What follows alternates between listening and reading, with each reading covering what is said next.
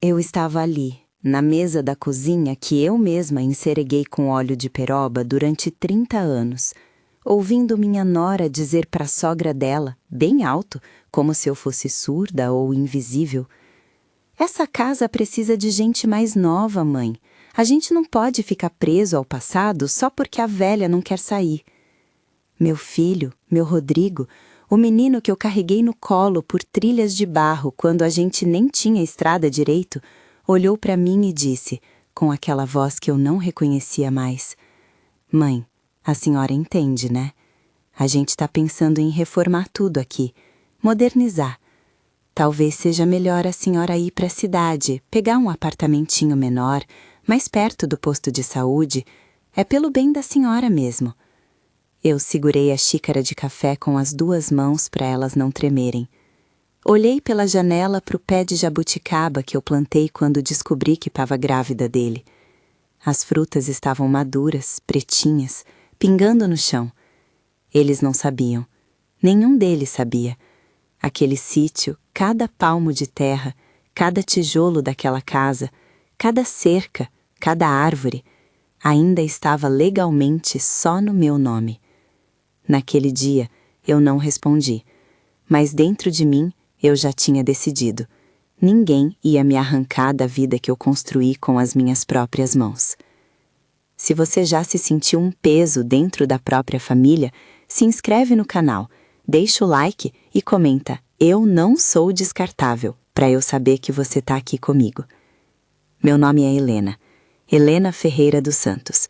Tenho 68 anos e moro em Londrina, no Paraná. Ou melhor, morava.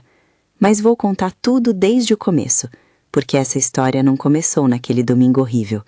Ela começou muito tempo atrás, quando eu ainda tinha as mãos macias e os joelhos que não doíam. Eu nasci em Apucarana, numa casa de 3 cômodos onde moravam 10 pessoas. Meu pai era carroceiro. Minha mãe lavava roupa para os outros. A gente comia o que dava, vestia o que tinha. Luxo era ter um pedaço de carne no feijão no domingo. Conheci o Valdir quando eu tinha 19 anos. Ele trabalhava numa serraria e tinha um sonho: comprar um pedaço de terra. Ele falava disso com os olhos brilhando, sabe? Como quem fala de um filho que ainda vai nascer. "Helena", ele dizia, "um dia a gente vai ter um lugar nosso. Não vai ser grande, mas vai ser nosso." A gente casou em 1977. Festa? Nem pensar. Foi no civil mesmo, com 2 testemunhas que a gente pegou na rua. Mas eu era feliz. Eu tinha um homem trabalhador do meu lado e uma esperança no peito. Durante 10 anos, o Valdir juntou cada centavo. Eu ajudava fazendo faxina nas casas dos outros, passando roupa, vendendo doce de leite que eu fazia no tacho. A gente guardava tudo num cofre velho embaixo da cama. Em 1987, apareceu uma oportunidade. Um sítio de 5 alqueires, bem simples, sem casa direito, só um casebre caindo aos pedaços. Mas tinha água, tinha terra boa e o preço era o que a gente conseguia pagar. O Valdir comprou. Na hora de fazer a escritura, o tabelião perguntou em nome de quem ia ficar. O Valdir olhou para mim e disse: "Põe no nome dela. Se acontecer alguma coisa comigo, eu quero que ela fique protegida." Eu até chorei. Não era porque eu achava que ele ia morrer cedo, não. Era porque eu nunca na minha vida tinha tido nada no meu nome. Nenhum par de sapatos novos era meu de verdade quando eu era criança. A gente começou a construir, tijolo por tijolo, final de semana por final de semana. O Valdir pedreiro, eu ajudante. Eu misturava cimento, carregava lata d'água, segurava a madeira para ele serrar. As minhas mãos ficaram calejadas, as costas viviam doendo, mas eu era feliz. A casinha foi ficando pronta. 3 quartos, sala, cozinha grande com fogão a lenha que eu mesma escolhi. Banheiro dentro de casa, que luxo! Varanda com vista para o cafezal que a gente foi plantando aos poucos. Em 1989, nasceu o Rodrigo, meu filho, meu tudo. Eu olhava para aquele bebê e pensava: esse menino vai crescer no nosso pedaço de chão. Ele não vai passar fome, não vai precisar pedir nada para ninguém. Ele vai ter o que eu nunca tive, um lar de verdade.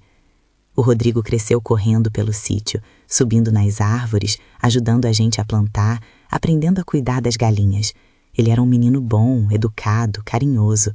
O pai vivia dizendo: "Esse menino vai ser doutor, Helena, você vai ver." A gente trabalhava igual louco para dar estudo para ele. O Valdir fazia bico de pedreiro na cidade, eu vendia verdura na feira. O Rodrigo estudava à noite, porque de dia ele ajudava no sítio. Em 2006, o Valdir teve um infarto. Foi de repente. Ele estava consertando a cerca dos fundos quando caiu. Quando eu cheguei perto, ele já tinha ido. Eu me lembro de ficar ali, de joelhos na terra vermelha, segurando a mão dele ficando fria, sem acreditar. 52 anos, forte como um touro, e de repente, nada. O Rodrigo tinha 17 anos. A gente se abraçou no velório e eu disse para ele: "Agora é nós dois, a gente vai continuar. Seu pai deixou esse sítio pra gente viver em paz." Foi depois do enterro que eu fui no cartório resolver as coisas. O tabelião, seu Raimundo, um senhor de óculos que conhecia a gente desde a época da compra, me explicou: "Dona Helena, o sítio já está no seu nome desde o começo. A senhora é a única proprietária. Não precisa fazer nada não, tá tudo certinho." Eu guardei aquela informação sem pensar muito nela. Para mim, tanto fazia. O que era meu era do Rodrigo também, né? A gente era família. Os anos passaram. O Rodrigo se formou em administração numa faculdade em Londrina. Eu continuava no sítio, tocando tudo sozinha com a ajuda de um caseiro, seu Zé, que virou quase da família. Plantava, colhia, vendia. Dava trabalho, mas era a minha vida. O Rodrigo arranjou um emprego bom numa empresa de logística e foi morar na cidade. Ele vinha todo fim de semana. Trazia as compras, consertava o que estava quebrado, conversava comigo na varanda enquanto a gente tomava chimarrão. Eu sentia que ele era um filho presente, mesmo morando longe. Em 2018, ele apareceu com uma moça, a Jéssica.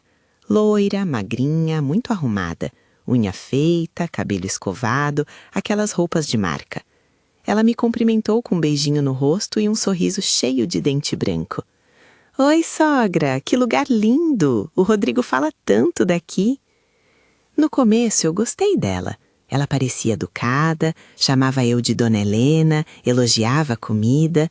A gente tirou foto junto na varanda, ela postou nas redes sociais com uma legenda bonita: "Conhecendo o paraíso da minha sogra querida." Eles noivaram em 2019 e casaram em 2020, bem no começo da pandemia. Foi uma festa pequenininha, só família próxima, aqui mesmo no sítio. Eu que fiz a comida, assados, saladas, doces. Ficou lindo.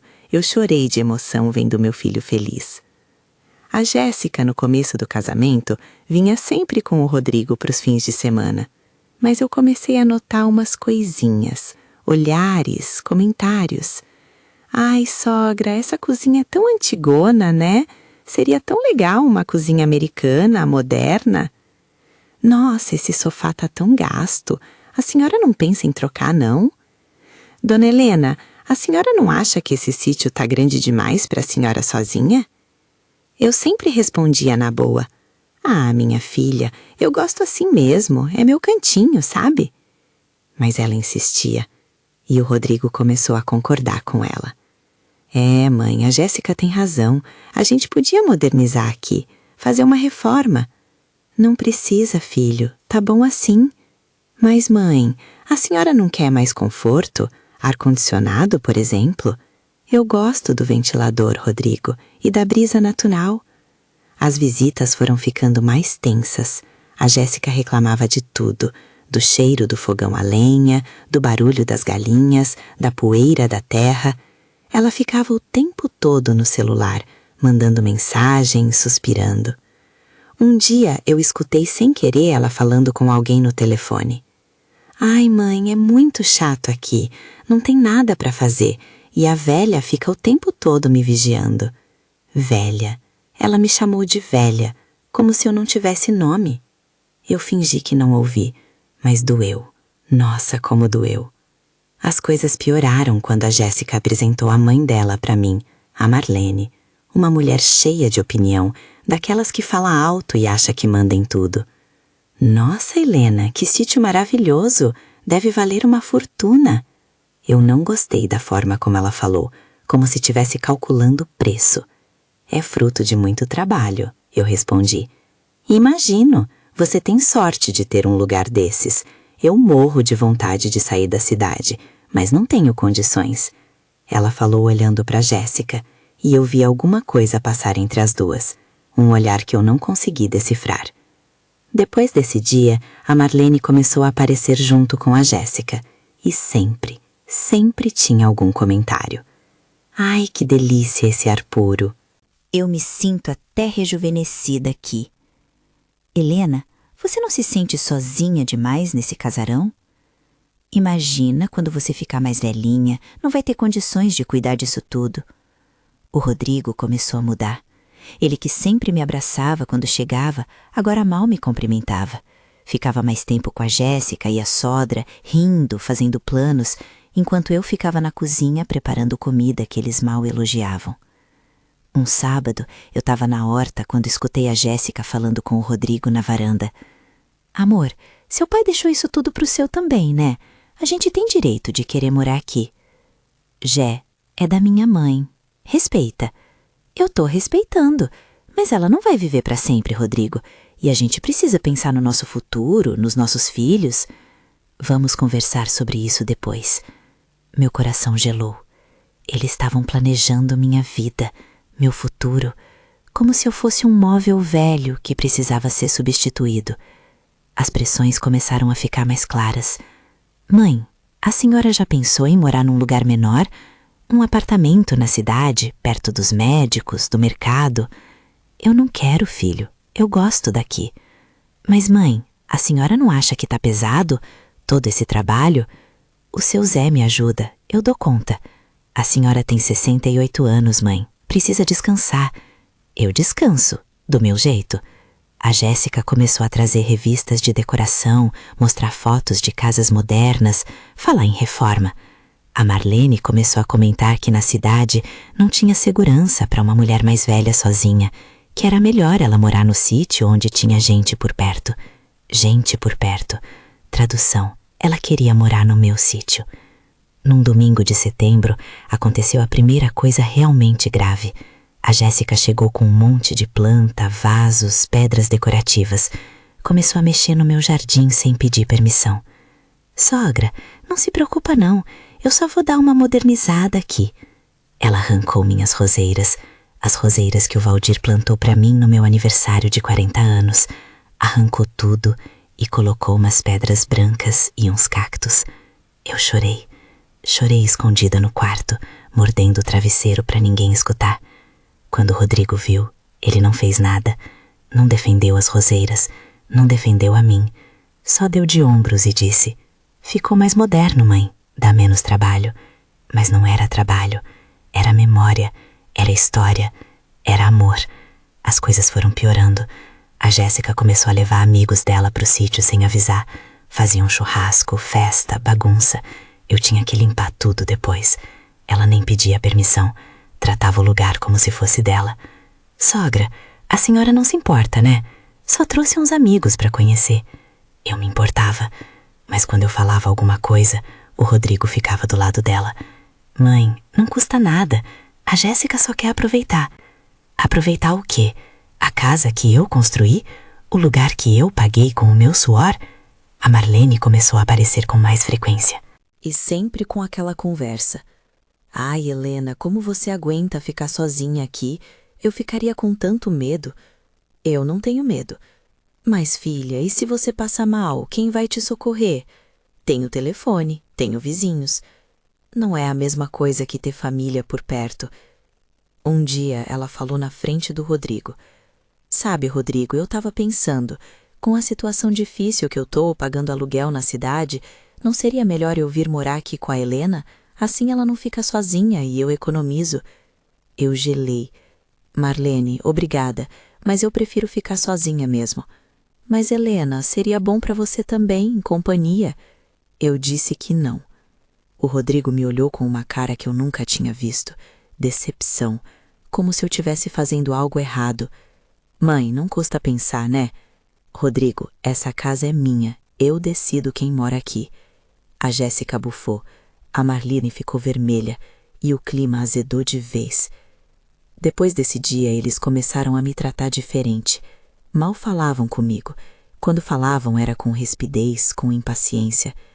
Sogra, deixa eu resolver isso aqui. A senhora não entende dessas coisas modernas. Mãe, não precisa cozinhar não. A gente traz coisa da cidade.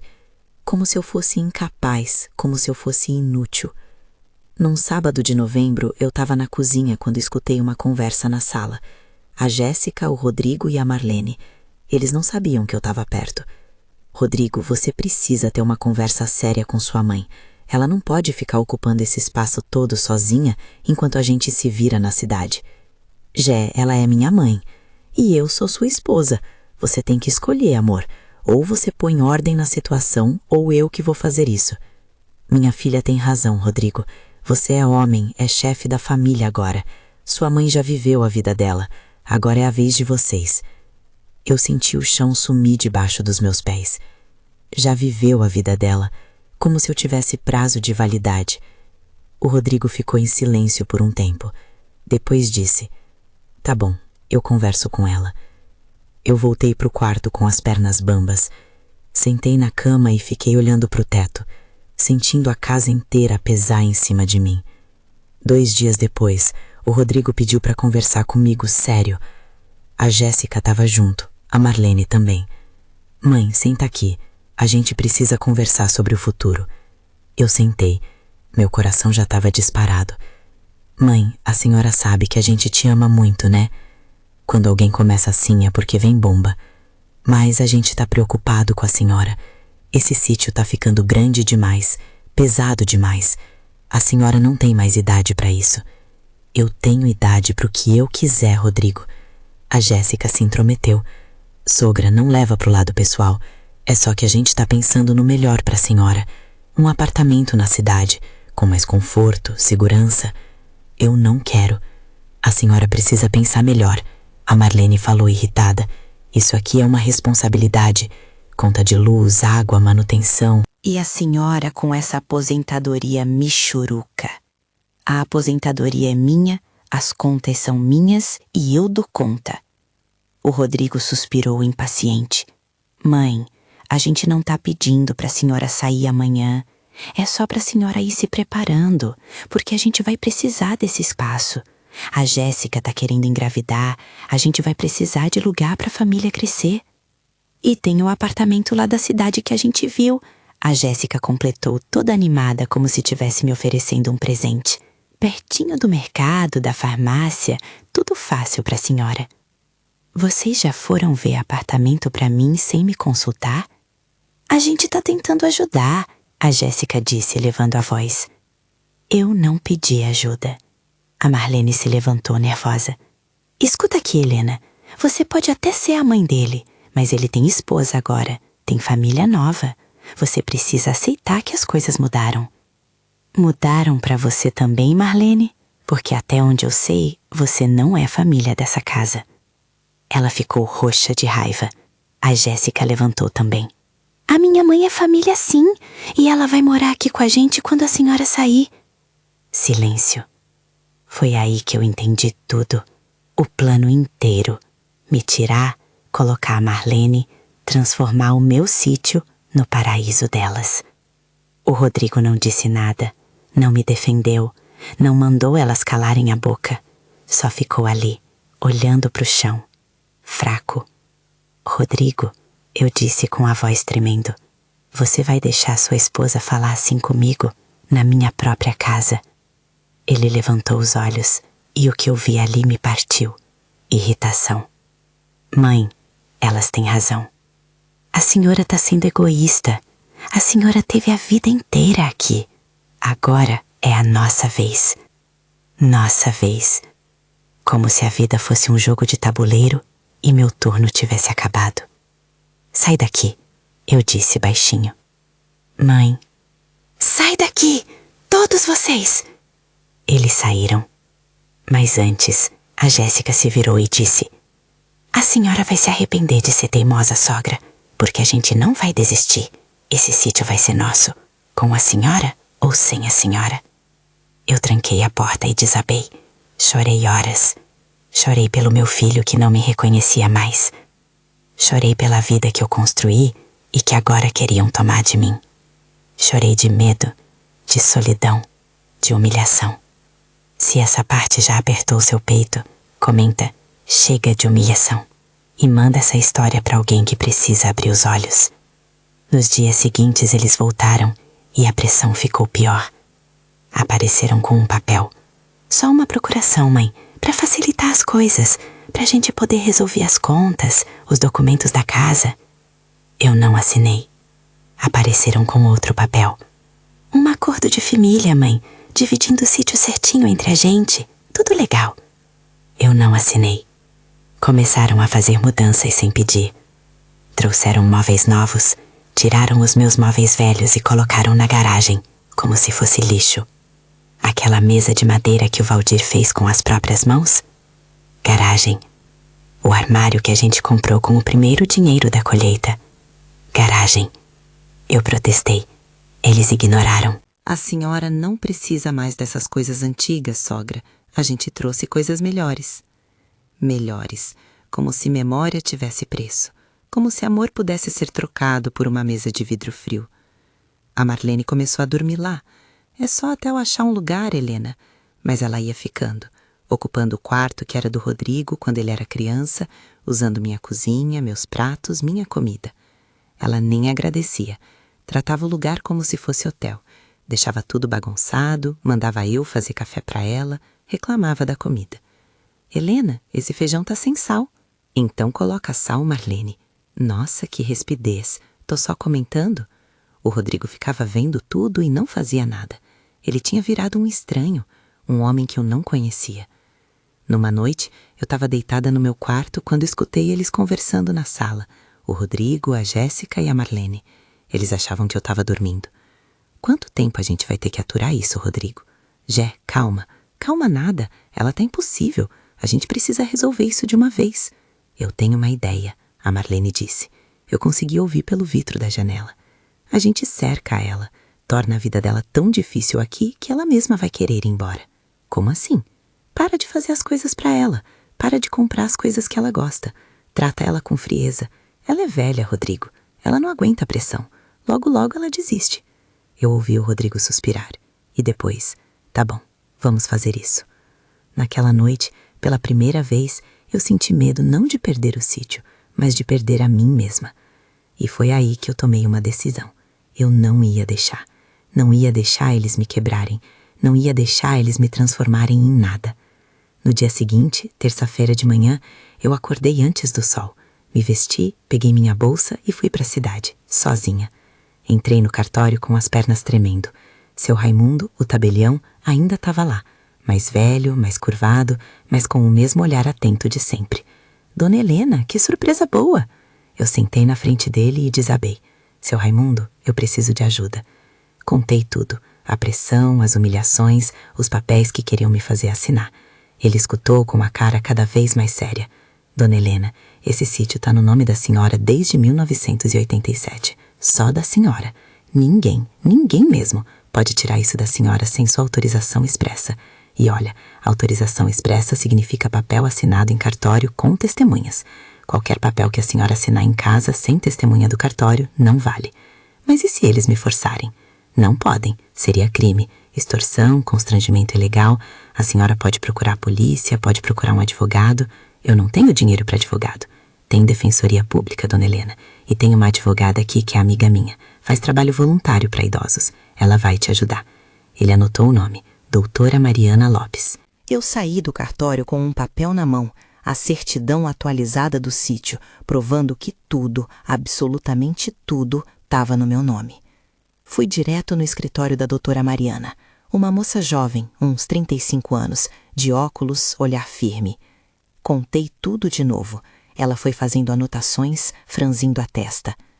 Dona Helena, o que estão fazendo com a senhora é abuso psicológico e tentativa de apropriação indébita. A senhora tem direito de tomar medidas legais. Que tipo de medidas? Primeiro, fazer um testamento novo, deixando claro qual é sua vontade.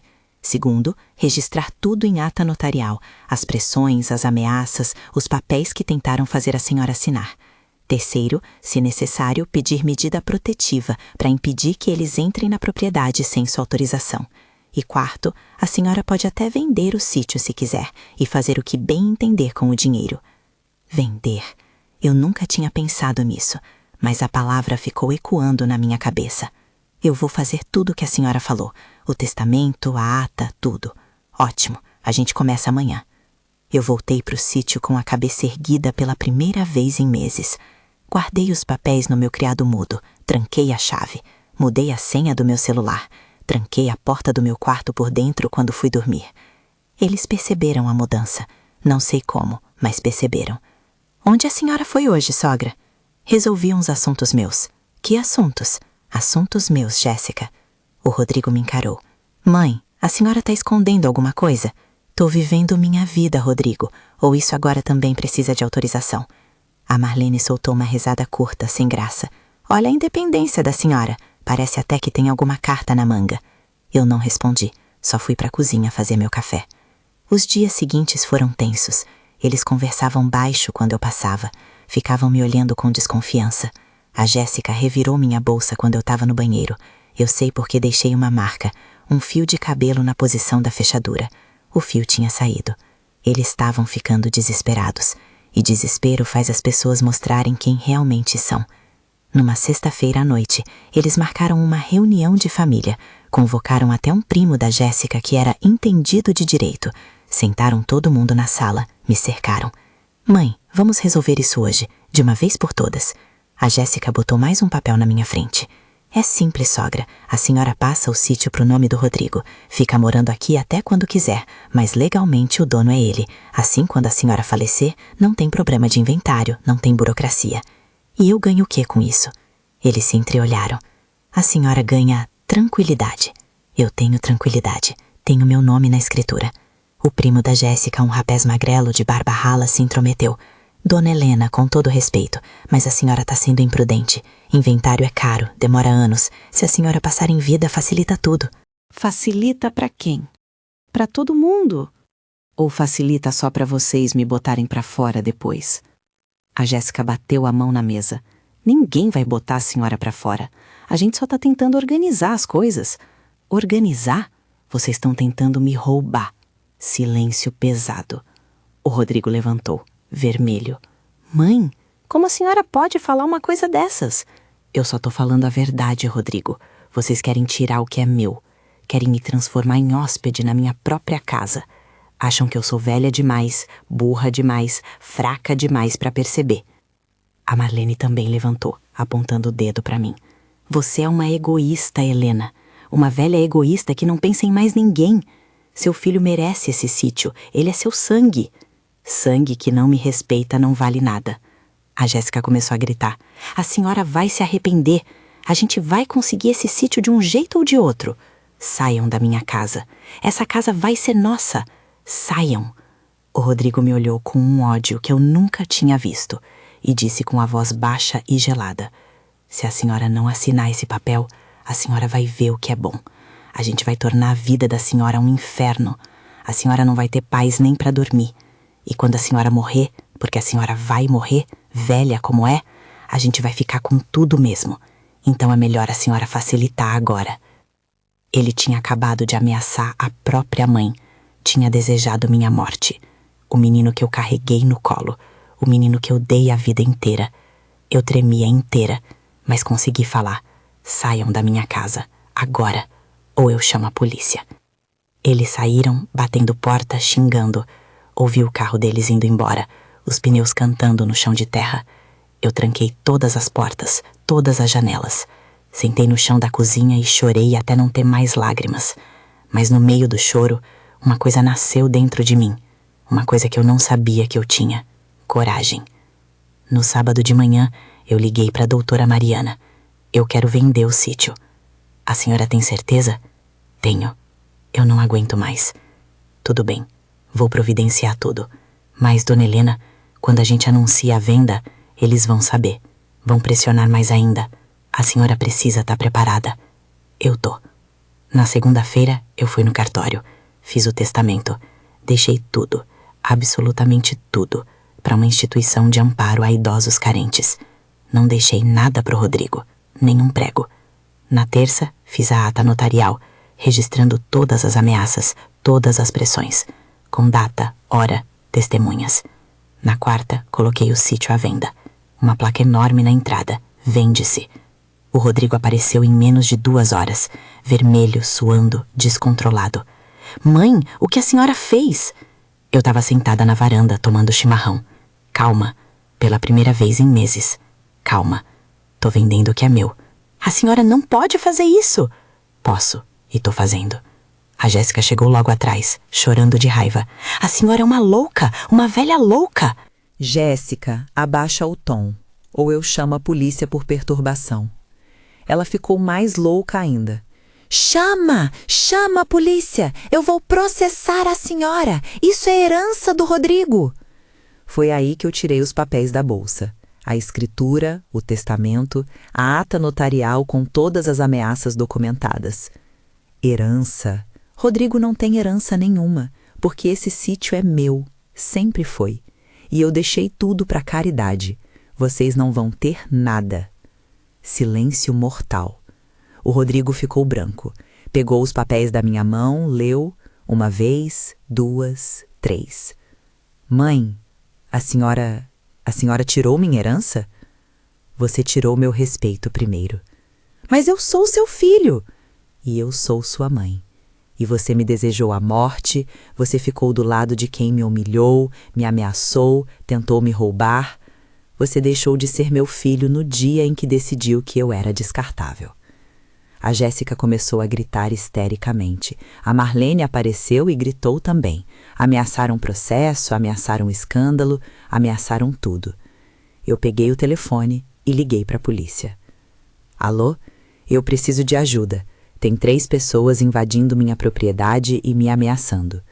A polícia chegou em 15 minutos. Os vizinhos todos vieram ver. Foi um escândalo. O Rodrigo tentou explicar para os policiais que ele era meu filho, que tinha direito de estar ali, mas os policiais viram a ata notarial, viram as ameaças documentadas, viram que eu tinha medida de proteção. O senhor precisa sair, moço, ou a gente vai ter que conduzir à delegacia.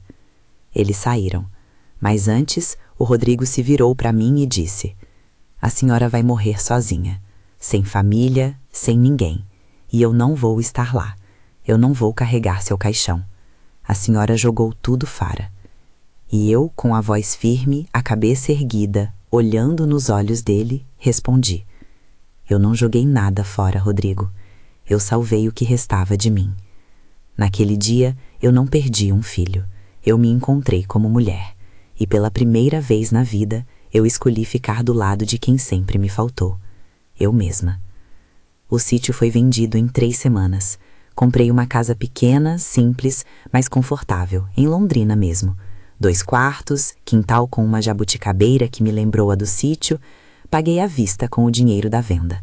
O restante guardei para minha velhice, para não depender de ninguém nunca mais. O Rodrigo tentou me procurar depois, quando soube da venda. Mandou mensagens, ligações, queria conversar, consertar as coisas. A Jéssica até tentou pedir desculpas, daquele jeito falso, choroso. Eu não respondi. Meses depois, ele apareceu na minha porta, sozinho, com a cara de quem não tinha dormido direito. Mãe, eu errei. Eu sei que eu errei. Sabe mesmo, Rodrigo? Eu deixei a Jéssica e a Marlene influenciarem. Eu fui fraco, mas eu ainda sou seu filho. Não, você foi meu filho. Agora você é um homem que eu não reconheço. Um homem que me ameaçou, que desejou minha morte, que tentou me tirar de casa. Mãe, eu estava sob pressão. E eu estava sob humilhação. Mas você não viu. Ou pior, viu e não fez nada. Ele chorou. Um choro que talvez fosse real, mas era tarde. Eu não vou mais falar com você, Rodrigo. Não porque eu não te amo, mas porque eu aprendi a me amar mais. E eu não posso conviver com quem me fez sentir lixo. Ele foi embora e eu fechei a porta. Dói. Dói todo dia. Tem noite que eu olho para fotos dele pequeno e choro. Tem dia que eu penso no sítio e sinto falta do cheiro da terra do som dos passarinhos, do barulho do vento nas árvores. Mas eu tenho paz, eu tenho dignidade, eu tenho respeito por mim mesma. Meu nome é Helena, tenho 68 anos e eu sou uma mulher que escolheu viver de pé, mesmo que isso significasse perder quem eu mais amava. Porque tem coisas que a gente não pode perder nunca. O respeito por si mesmo. Eu perdi o filho que eu achava que tinha, mas finalmente encontrei a mulher que eu sempre fui. E sabe o que eu descobri? Que é melhor viver sozinha com dignidade do que cercada de gente que te faz sentir invisível. Se essa história te acordou por dentro e te deu coragem para colocar limites, comenta "Eu escolho minha dignidade" e compartilhe esse vídeo com outra mulher que precisa ouvir isso hoje. Porque ninguém mesmo, tem o direito de te fazer sentir descartável na sua própria vida.